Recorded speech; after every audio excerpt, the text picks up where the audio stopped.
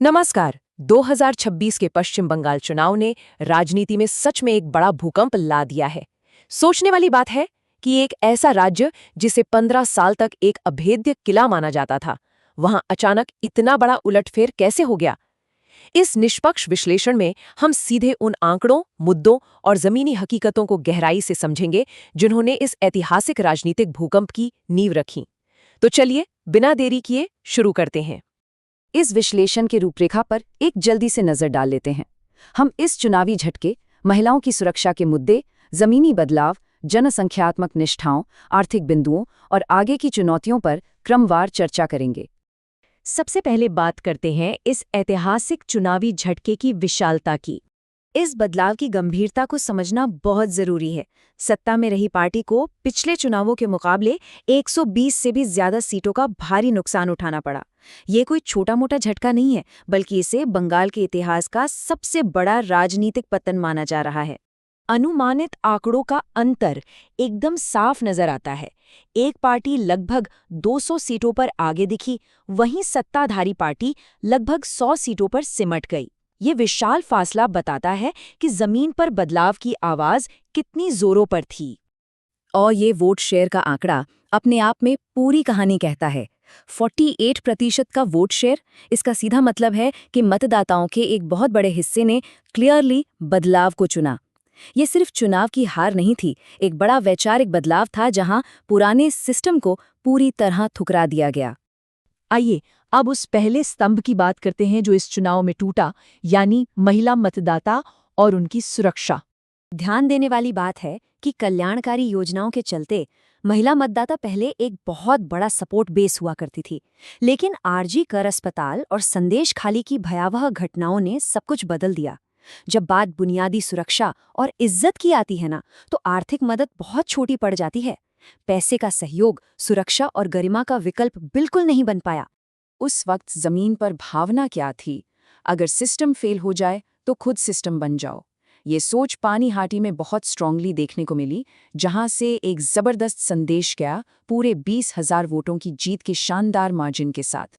पानीहाटी से रत्ना देवनाथ की कहानी इस बदलाव का एक बहुत बड़ा प्रतीक बन गई। वो कोई पेशेवर नेता नहीं है, वो एक शोक संतप्त माँ है जिन्होंने अपनी बेटी को खोया और इंसाफ न मिलने पर सीधे सिस्टम से टकरा गई। एक माँ के इस दर्द और गुस्से ने मिलकर उस राजनीतिक किले को आखिरकार तोड़ ही दिया जिसे तोड़ना नामुमकिन माना जाता था। अब नजर डालते हैं क्षेत्रीय और जमीनी स्तर पर हुए इस व्यापक बदलाव पर। नॉर्थ और साउथ बंगाल की परेशानियां भले ही अलग थीं, पर दोनों ने मिलकर एक बड़ा तूफान खड़ा कर दिया। नॉर्थ बंगाल में कोलकाता द्वारा उपेक्षा और क्षेत्रीय गौरव का मुद्दा अहम था। वहीं दूसरी तरफ साउथ बंगाल में स्थानीय भ्रष्टाचार और एक्सटॉर्शन वाले सिंडिकेट राज से भारी नाराजगी थी। इन दोनों अलग अलग समस्याओं ने आपस में जुड़कर पुराने ढांचे को हिला दिया। पर ये सब जमीन पर संभव कैसे हुआ? यहाँ सबसे बड़ी भूमिका आती है जमीनी संगठन की। हजारों समर्पित कार्यकर्ता और पन्ना प्रमुख मैदान में उतरे, जिन्होंने राजनीतिक डर के उस प्रेवलेंट माहौल को पूरी तरह तोड़ दिया।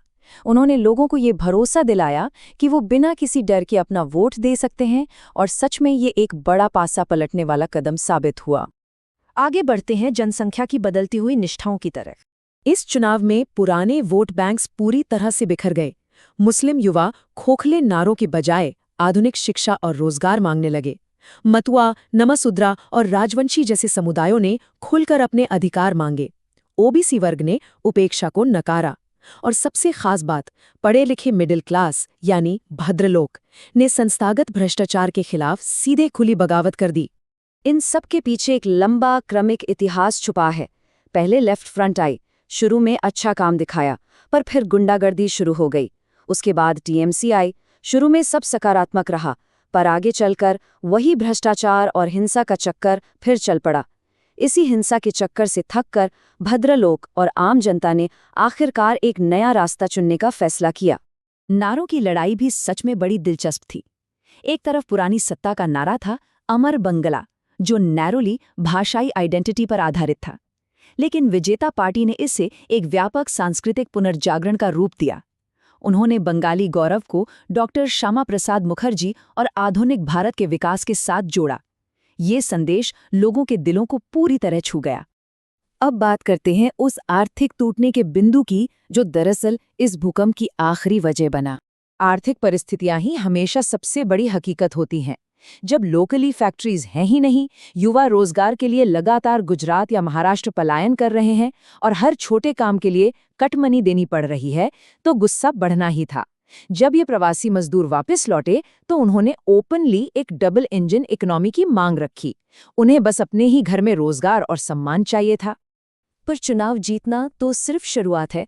आइए देखते हैं कि भविष्य के लिए चुनौतियां क्या हैं। जीत हासिल करना इस बड़ी चढ़ाई का बस पहला कदम है।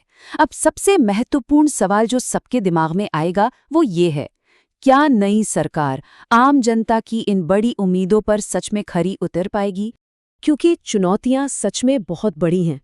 बिखरी हुई इकोनॉमी को वापस सुधारना, बंद पड़ी फैक्ट्रियों को फिर से खोलना और उस जड़ पकड़ चुके सिंडिकेट राज को पूरी तरह से उखाड़ फेंकना। इसके अलावा नागरिकों की सुरक्षा के लिए कानून व्यवस्था ठीक करना और युवाओं के लिए बिना किसी भेदभाव के ट्रांसपेरेंट रोजगार पैदा करना, ये नई सरकार की सबसे अहम परीक्षा होगी। और हाँ, इस राजनीतिक माहौल में एक निष्पक्ष सच्चाई को हल्के में बिल्कुल नहीं लिया जा सकता। हारी हुई नेता का इतिहास बताता है कि वो एक बेहद जुझारू और लड़ाकू हैं। उन्होंने पहले भी बड़े बड़े राजनीतिक दिग्गजों को हराया है और शानदार वापसी की है। इसलिए इस मैदान में उनकी इस कमबैक क्षमता को कभी कम आंका नहीं जा सकता। तो इस विश्लेषण को आखिर में इस विचार के साथ समाप्त करते हैं। क्या ये विशाल जनादेश बंगाल में विकास का एक नया सुनहरा युग लेकर आएगा, या फिर सतह के ठीक नीचे एक नए राजनीतिक भूकंप की तैयारी अभी से शुरू हो चुकी है?